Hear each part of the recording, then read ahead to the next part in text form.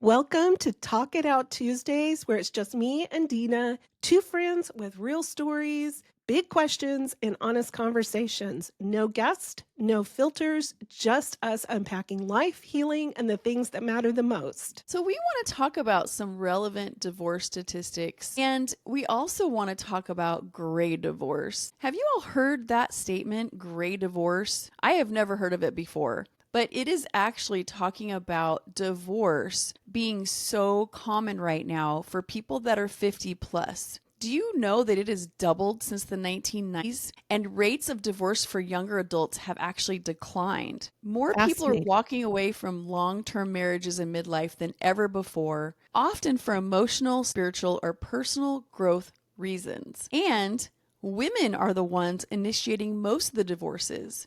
Nearly 70% are initiated by women. Oftentimes, women in their 30s or 50s, they choose divorce after years of emotional strain, betrayal, or feeling spiritually misaligned. But people who divorce after 50 experience a 45% drop in their standard for living if they are women. Men only drop 21%. So the financial stakes are a lot higher in your 50s, especially for women who may not have re-entered the workforce or built independent wealth before their divorce. That's something I think that would be really good to talk about, Lizzie, because we both divorced in midlife and both of us left financially devastated. And according to these statistics, it takes a woman 5 to 7 years to regain financial stability after divorce. It's not impossible to rebuild, but it's definitely difficult. So let's talk about this, Lizzie. Let's talk about the fact that there's a big difference between divorcing in your 20s or 30s and divorcing in your 40s or 50s. I think it's a great conversation. And being that I divorced in my 30s from my first marriage and in my second marriage, I think I can understand the different responses, the different survival mechanisms were both completely different because I was in a totally different stage of life. This conversation is really interesting to me because I had not really thought of the difference until I was reading something about divorce versus your 30s versus your 50s. And I thought, oh my goodness, I experienced both of those. And in my 30s, when I had my divorce, I worked so hard to get rid of their father because it was so bad.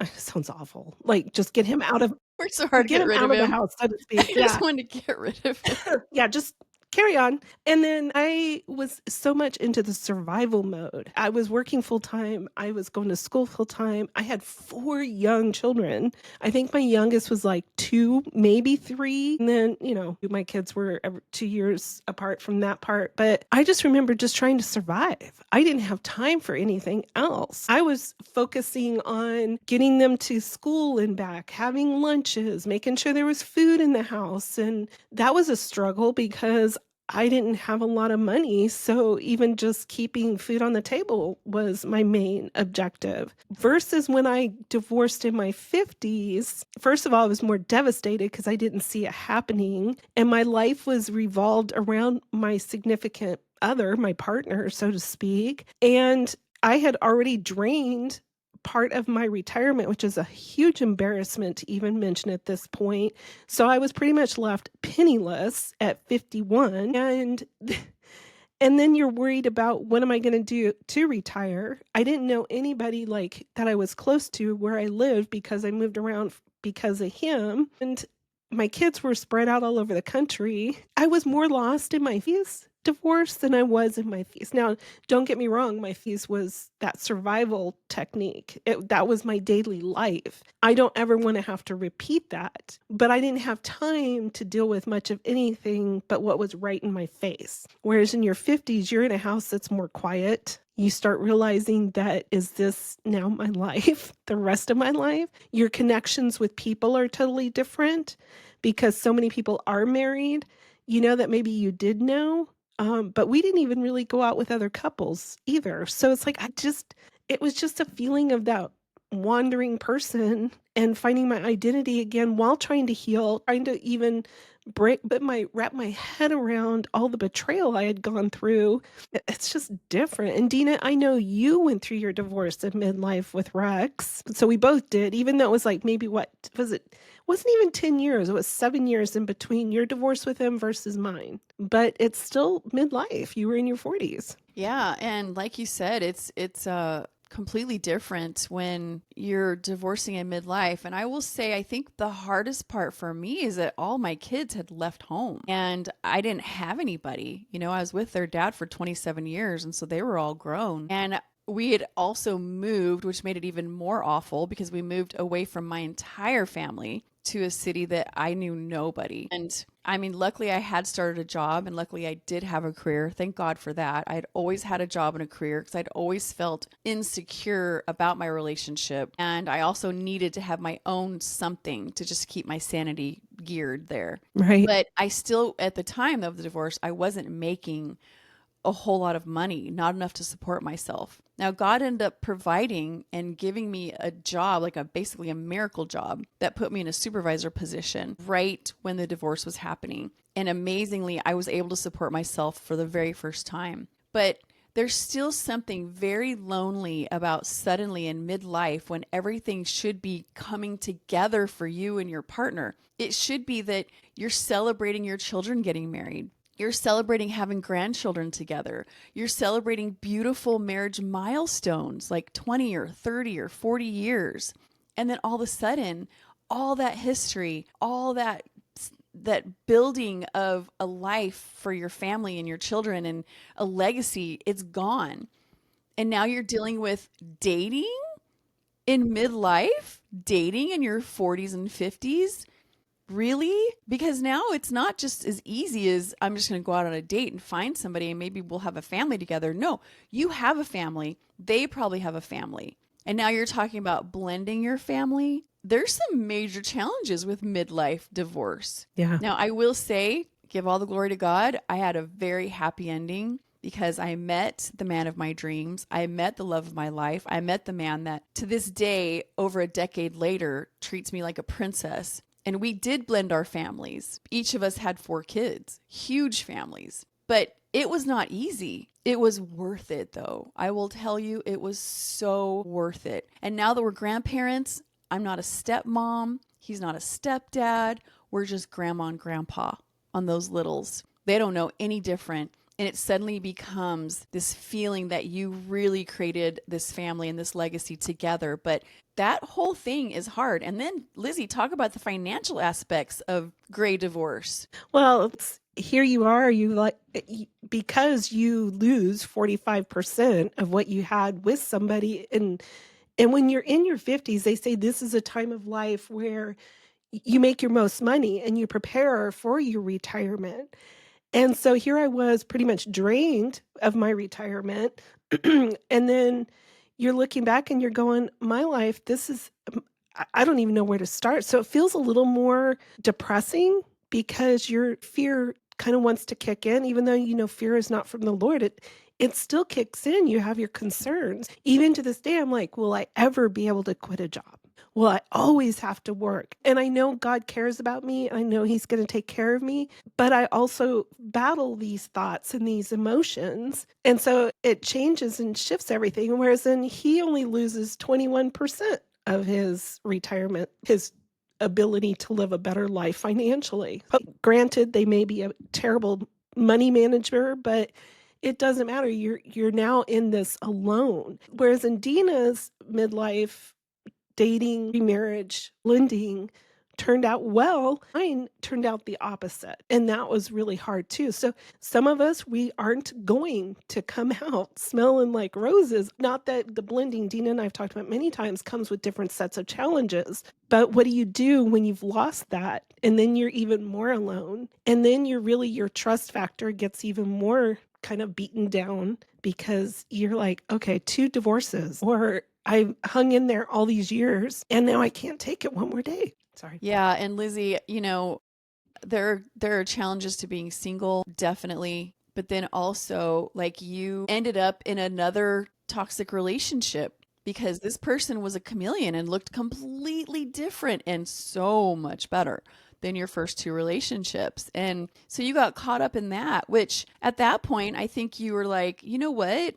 Being single is peaceful. Being single is right now not having the bandwidth or the wherewithal to take this kind of a risk again. And you can form your own financial decisions and you can have your own life and live it exactly how you want and take the time to heal as well. Yeah. And that way, if you decide you are going to try out, if you are going to try out like a cheerleader for a new relationship, then at least you've taken some time and really built your own self back up and really learned what you want, who you are, what you won't tolerate, and what those huge red flags are. And I think you and I have learned so much more about red flags by you being in that third relationship I because was quick.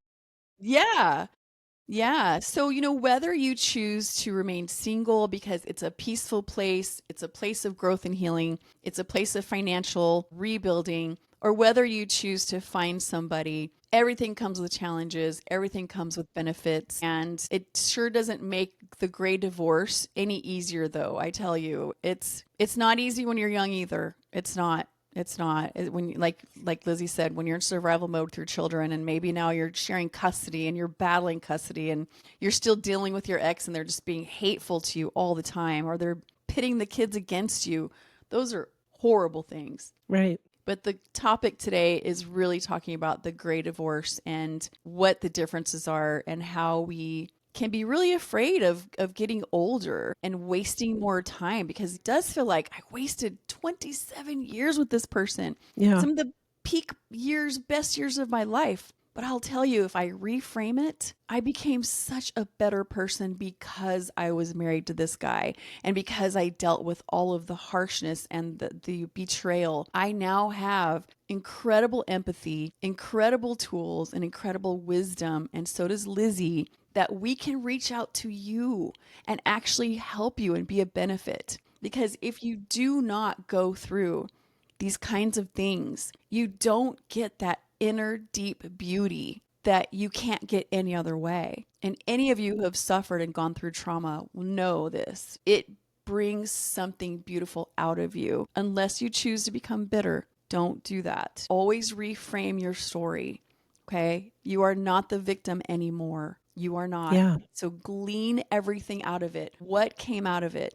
What are some things that maybe you had, traits you had even before you met this person that made you fall for them and put up with them all these years? Now you can kind of see there may have been a pattern all the way back to childhood. And this is your time to reclaim your health, your mental wellness, your sanity, and the beauty that is you, that waits for you to find. So it's a beautiful time of life, right, Lizzie? It's a great time. And Deana, you knew since 2019, I had been feeling really lost for a number of years. If you're feeling that right now, I don't want to say that's not uncommon, that you are not alone in that feeling of loss and feeling lost of what now. I think that's why Deana and I are really passionate about reinvention in midlife, because it can happen whether you lose a spouse from death versus children, empty nest, or a divorce. Through keep putting myself out there and working on the healing aspect of myself,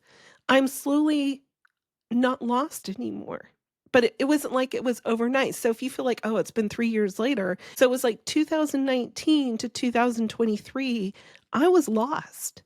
But I think it was also because I was still battling my healing process. And I had to really redefine my purpose in the Lord was, or where I am in this whole aspect of life. How am I going to prepare for my retirement? How am I going to, continue this wonderful journey? Because it didn't feel wonderful. But I will say, you keep persevering. You really lean into the Lord if you're a faith-based. To me, that's how I got through. My faith in the Lord, the people I did surround myself with, me continually putting myself out there in new and different places as I heal. But if you are still lost after years, maybe ask yourself, what healing part in my own heart and soul do I still need to work on so I can get past this? Because we're all different. We're not cookie cutters. So it's going to be a process. It's okay. You're not alone. You'll someday look back and go, I like who I've become, and I like what God is continuing to do.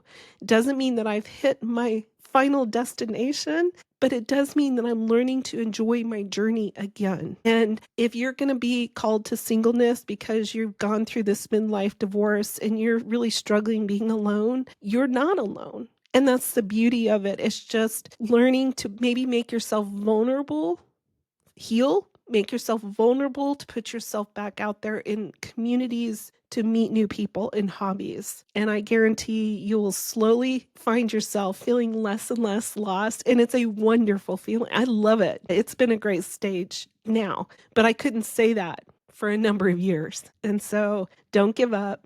Keep pushing forward. Keep persevering. Keep your eyes on him because he will guide you and he will not let you go alone. Beautifully said, Lizzie.